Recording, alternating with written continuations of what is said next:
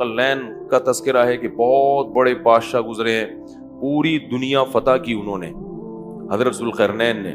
قرآن کہتا ہے زمین کے مشرق کی انتہا میں بھی پہنچے اور زمین کے مغرب کی انتہا میں, اور ایک ایسی قوم کے پاس پہنچے ذوالقرنین کہ وہ قوم حضرت ذوالقرنین کی زبان نہیں سمجھتی تھی. تو ترجمان کے ذریعے اس قوم سے بات ہوئی. اس قوم نے کہا کہ آپ بڑے طاقتور بادشاہ ہو, ہم ایک مصیبت میں مبتلا ہیں, آپ اس سے ہمیں بچائیں. وہ مصیبت کیا ہے؟ انہوں نے کہا یاجوج ماجوج ایک قوم ہے جو زمین میں فساد مچا رہی ہے, تو آپ ہمیں اس سے کیا کریں, اس کے شر سے بچا لیں. تو حضرت ذوالقرنین نے جو پہاڑوں کی وادیاں تھیں نا, ان کے درمیان لوہا اور سیسا گرم کر کے, بڑا مشکل کام ہے یہ پہاڑوں کو لوہے اور سیسے سے بند کرنا, اس قوم کو پیک کر دیا, سیل پیک, کہ یہ قوم اب قیامت تک نکل نہ سکے اور دنیا ان کے شر سے محفوظ رہے. 2 جگہ قرآن میں یاجوج اور ماجوج کا تذکرہ ہے. حدیث میں آتا ہے کہ وہ جو یاجوج اور ماجوج ہیں اتنی کثرت سے ہیں, وہ کیا کرتے ہیں, دیوار کو چاٹتے ہیں روزانہ ختم کرنے کے لیے, کہ یہ دیوار چاٹ کے کیا کرو, ختم کرو. اور وہ جب ختم ہونے کے قریب رہتی ہے تو وہ کہتے ہیں اب ہم کل اس کو چاٹیں گے, اور انشاءاللہ نہیں کہتے. تو جب اگلا دن آتا ہے تو دیوار واپس اسی طرح ہو چکی ہوتی ہے. تو آپ صلی اللہ علیہ وسلم نے فرمایا قرب قیامت میں وہ یہ کہیں گے کہ انشاءاللہ اس دیوار کو ہم کل ختم کر دیں گے. تو جب انشاءاللہ کہیں گے کہ اللہ نے چاہا, کیونکہ وہ مسلمان نہیں ہے وہ قوم, جب اللہ نے چاہا کہیں گے تو وہ دیوار اگلے دن کیا ہو جائے گی, ختم. اور قرآن میں آتا ہے کہ پھر وہ زمین میں پھیل جائیں گے. وَتَرَكْنَا بَعْضَهُمْ يَوْمَئِذٍ يَمُوجُ فِي بَعْضٍ, اتنی کثرت سے زمین میں وہ بہت بڑی تعداد ہوگی, ان کی بہت بڑی تعداد, زمین میں ایسا فساد مچائیں گے کہ لوگوں کا جینا حرام کر دیں گے,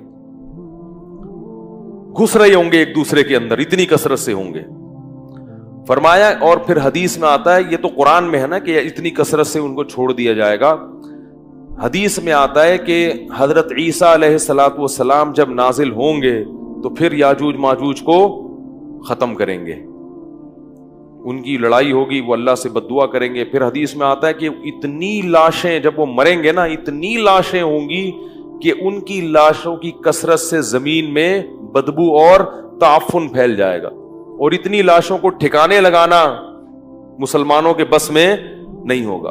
پھر حضرت عیسیٰ علیہ السلام اللہ سے دعا کریں گے, بارشیں برسیں گی, سیلاب آئیں گے جن میں ان کی لاشیں بہہ بہہ کے ٹھکانے لگیں گی. پھر اس کے بعد دنیا سے کفر کا خاتمہ ہو جائے گا.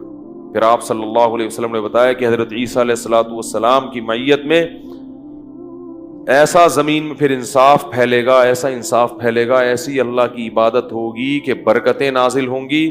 ایک انگور کا دانہ اتنا بڑا پیدا ہوگا کہ لوگ اس کو سیراب کر کے, ایک انگور کے دانے سے کئی آدمی سیراب ہوں گے, اتنے بڑے بڑے انگور پیدا ہوں گے. کیونکہ جب تقویٰ ہوگا نا زمین میں تو برکتیں آسمان سے نازل ہوں گی, پھلوں کے سائز بڑھ جائیں گے, ان کے ذائقے بڑھ جائیں گے. ابھی تو دیکھو چھوٹے ہوتے جا رہے ہیں, پبلک بھی چھوٹی ہوتی جا رہی ہے, قد چھوٹے ہوتے جا رہے ہیں. وہ ٹھگنی سے ایک آدمی کی شادی ہوئی کسی چھوٹے قد کی عورت سے, بچے اتنے سے.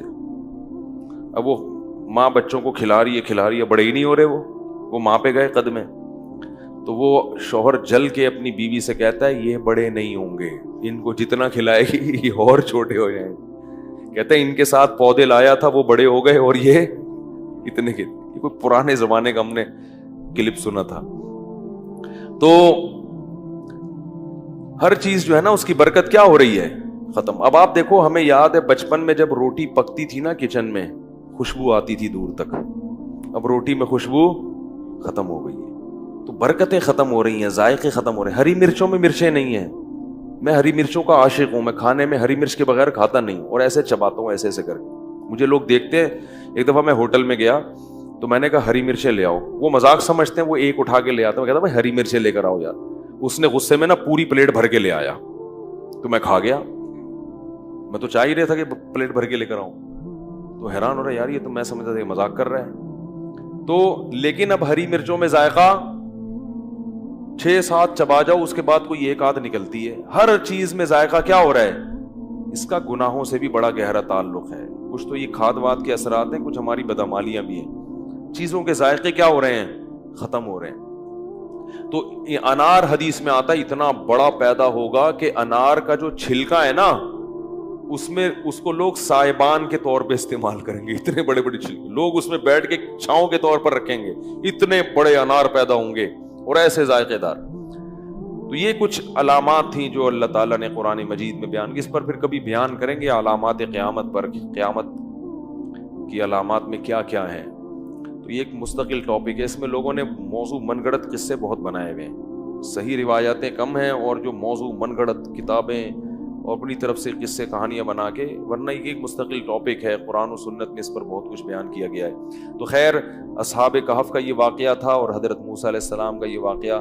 ہاں تو اچھا, یہ جو یاجوج ماجوج ہیں, بعض لوگ یہ اشکال کرتے ہیں کہ اب تک سائنسدانوں کو تو نظر آئے نہیں ہے. یہ زمین میں جو سیاح ہیں جو ان کو تو نظر آئے نہیں ہے. سیٹلائٹ سیارے بھی ہو گئے. تو یاد رکھو انسان نے یہ دعویٰ کرنا غلط ہے کہ زمین کا ایک ایک چپا دیکھ لیا. ایسا نہیں ہے, یہ دعویٰ ہی غلط ہے. گوگل میپ سے جب تک دیکھیں گے نہیں نہ جا کے, اور دیکھنے میں آسان نہیں ہے, اور یہ بھی ممکن ہے کہ اللہ نے اس کو گوگل میپ سے چھپا دیا ہو, پردے میں رکھا ہو.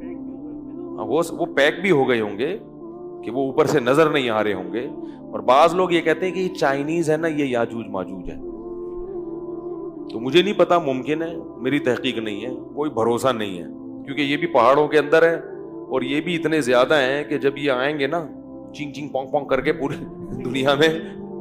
لیکن بہرحال ایک قوم ہے, ہمارا اس پر ایمان ہے کہ وہ ایک قوم ہے جو قرب قیامت میں زمین میں پھیل جائے گی اور فساد مچائے گی, بہت زیادہ فساد مچائے گی.